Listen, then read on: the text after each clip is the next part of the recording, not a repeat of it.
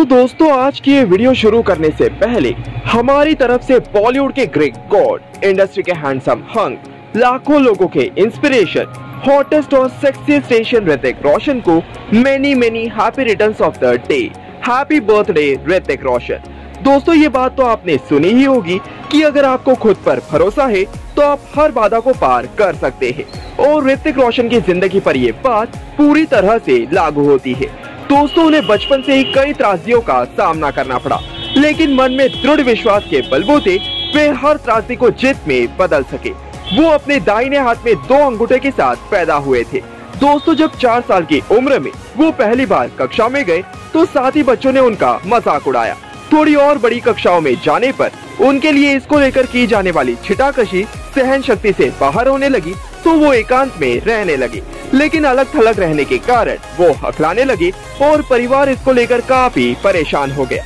वही दोस्तों 12 साल की उम्र में उनके दादा जे ओम प्रकाश ने भगवान दादा फिल्म में उन्हें कैमियो करने को कहा। इसमें बोलने का दृश्य था, लेकिन ऋतिक ने इतनी आसानी से अपने डायलॉग बोल दिए कि सभी उन्हें देखकर आश्चर्यचकित रह गए।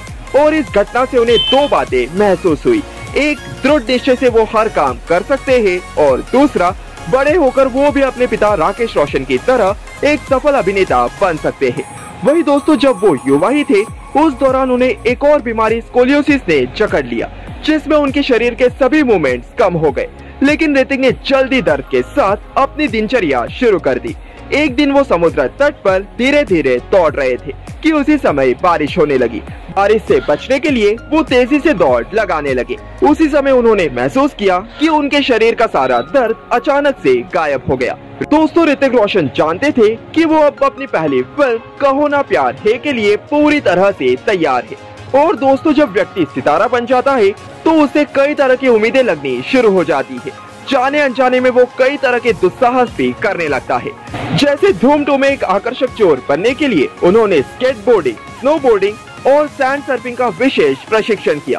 जोधा अकबर के लिए उन्होंने तलवारबाजी सीखने, उर्दू की जुबान में महारत हासिल करने और सूफी डांस सीखने के लिए 3 अलग अलग प्रशिक्षकों की सेवाएं ली। भंसाली की गुजारिश फिल्म के लिए उन्होंने लकवा के शिकार लोगों के साथ कई दिन बताए, ताकि वो ऐसे लोगों के दिलो दिमाग में चल रही गुत्थियों को समझ सके। उनके सधे हुए अभिनय में भी इसका असर साफ नजर आया। हालांकि दोस्तों कभी कभार उनके इस दुस्साहस ने उन्हें संकट में भी डाल दिया। क्रिश के एक्शन दृश्यों के लिए वो प्रशिक्षण लेने के वास्ते चीन गए और वहाँ उनके पैर में गंभीर चोट लग गई। लेकिन इसके बावजूद वो तब तक वहाँ से नहीं लौटे जब तक कि उनका प्रशिक्षण पूरा नहीं हो गया। वही दोस्तों बैंग बैंग की शूटिंग के दौरान थाईलैंड में तो उनके सिर पर इतनी गहरी चोट लगी कि उनकी तत्काल ब्रेन सर्जरी भी करनी पड़ी। इस वजह से उन्हें काफी समय फिल्मों से दूर भी रहना पड़ा। दोस्तों मैंने यहाँ पर उनकी ये सब कहानियाँ इसलिए बताई कि अगली बार आप जब भी ऋतिक रोशन को बड़े पर्दे पर देखें तो केवल ये न सोचे कि ऋतिक रोशन कितने भाग्यशाली है, बल्कि ये जाने कि उन्होंने अपनी जिंदगी में कितने ही मोर्चे मुस्कुराते हुए फतेह कर लिए। हैप्पी बर्थडे ऋतिक रोशन। आप कई लोगों के लिए प्रेरणा हो। तो ऋतिक रोशन के तमाम फैंस आप बताइए कि आप ऋतिक रोशन की इस लाइफ स्टोरी के ऊपर क्या कहना चाहेंगे। जरूर शेयर कीजिए अपनी राय कमेंट सेक्शन में। और दोस्तों साथ ही साथ वीडियो अच्छी लगी हो तो इसे लाइक और शेयर करना ना भूले, और बॉलीवुड की लेटेस्ट अपडेट्स के लिए सब्सक्राइब कीजिए इंडियन स्टूडियो यूट्यूब चैनल को। जय।